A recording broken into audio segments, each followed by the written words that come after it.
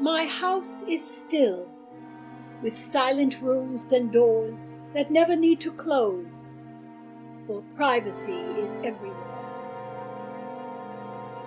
And sights and sounds no longer resonate, intrude, or beg for my attention.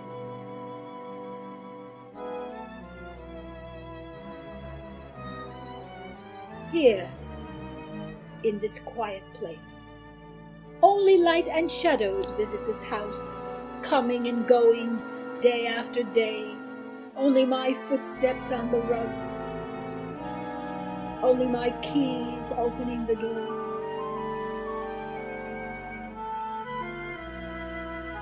No child will play the flute or bring a kitten home.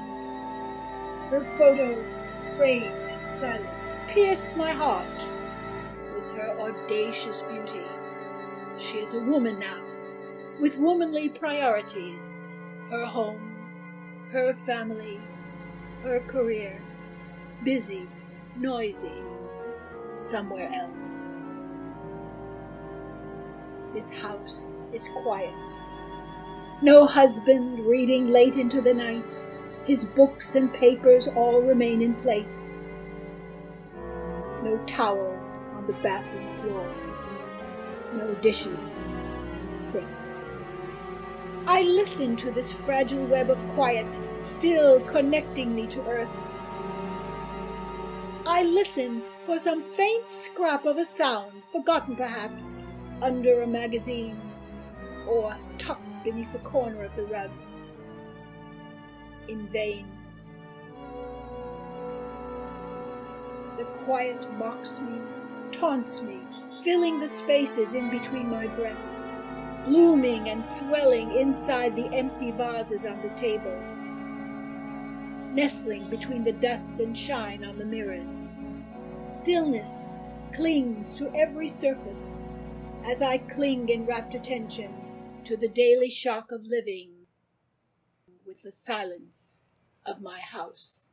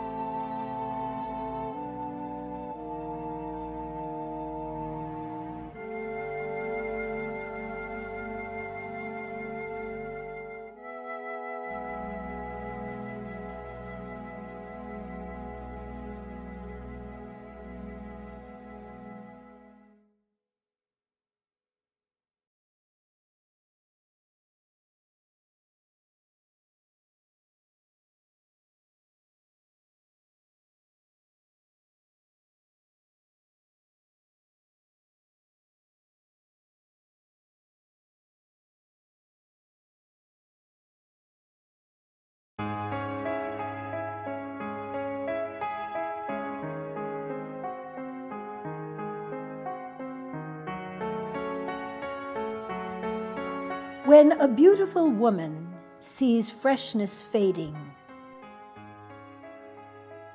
as shadows hover over her glow,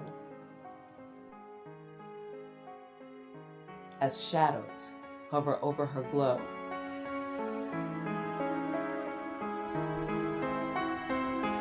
softness spreading to unwelcome places, a name forgotten, a thought misplaced, perhaps two. A thought misplaced, perhaps two.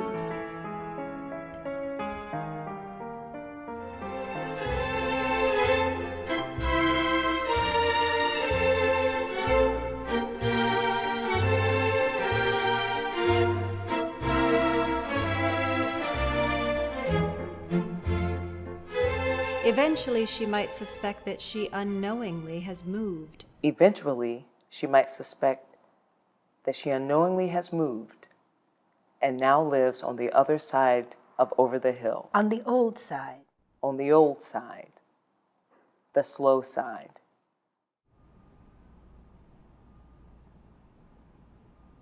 Eventually, she might suspect that she unknowingly has moved and now lives on the other side of over the hill. On the old side, the slow side, where canes and walkers rest in closets that held rackets, skates, skis.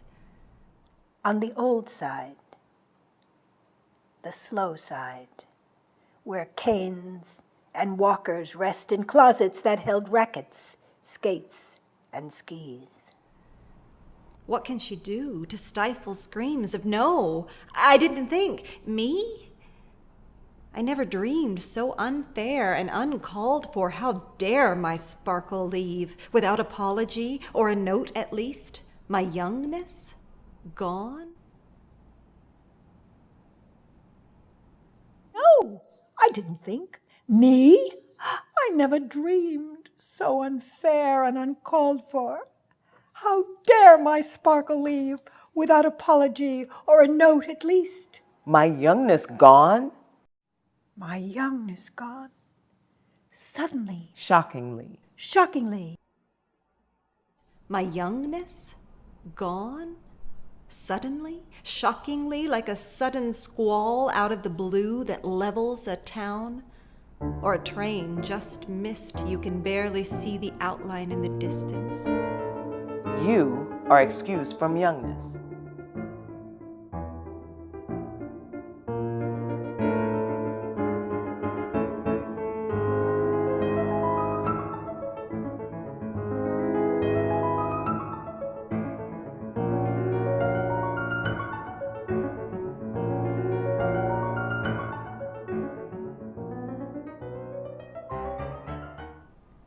You are excused from youngness. Oh no, not exactly excused.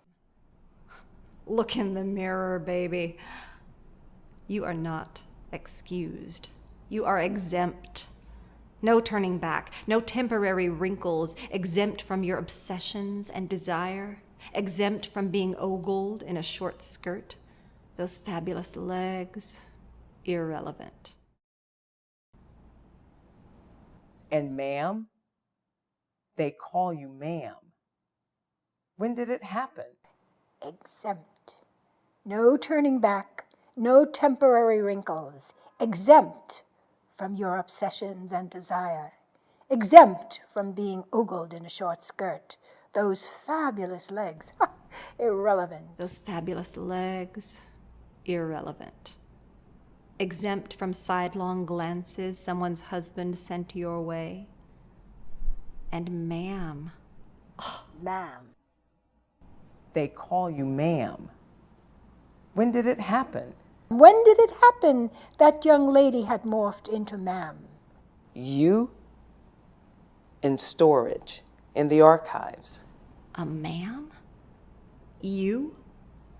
In storage, in the archives, living memorabilia. Now, sensible and wise and out of step, the end of fun? In storage? In the archives? Living memorabilia? On the other side of over the hill, when you've stepped into elderliness, it's very quiet.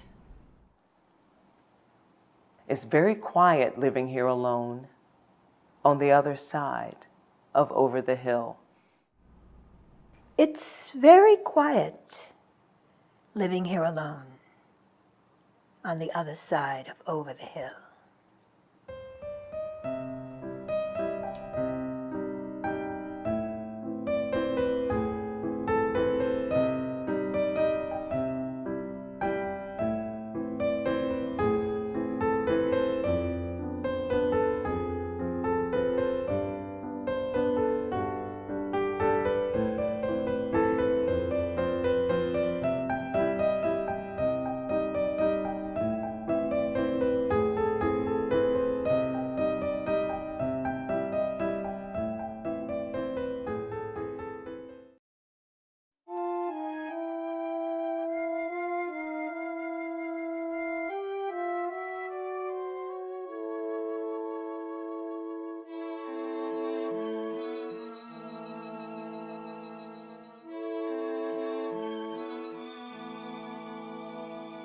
knows what an old woman does? After the last saucer is washed and put away, the towel folded, the last kiss placed upon the row of kisses at the end of a letter, who knows? Who sees the ruptured shards of heart, subtle splinters from rebuffs unnoticed? And anyway, does it really matter about an old woman and her broken heart? So old that she is past the storm and drum of passions, longing and regret. Hasn't time dissolved her cravings, rendered her desires docile, left her needy and quiet, squeezing the air out of her dreams? This old woman, what is she thinking? Is she sad? Perhaps she feels irrelevant because she doesn't know the latest tune, the latest buzz. Perhaps she doesn't care. And craving comfort, she presents herself perfectly tucked, surrounded by her things and things. Photographs from happy times. Children laughing at the beach. Souvenirs from summer's past. The Passover plate from Israel. The paperweight from Venice. The iron dragon made in Tokyo.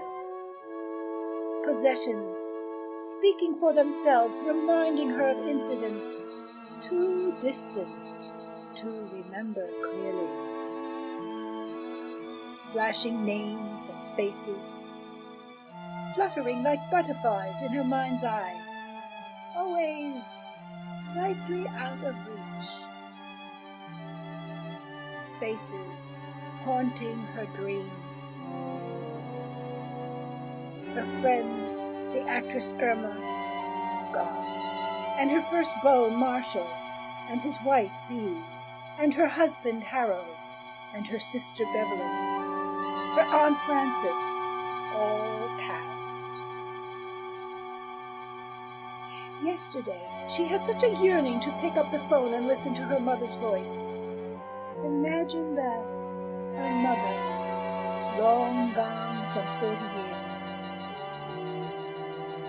So, this old woman sits in the window, barely breathing, rocking back and forth, watching God inhale the light in a soft puff. Darkness falls so early in the winter months. The light from the lamp on the piano melts into silence, and frozen drops of time sputter and die. After each breath, another moment lost, and another, and another.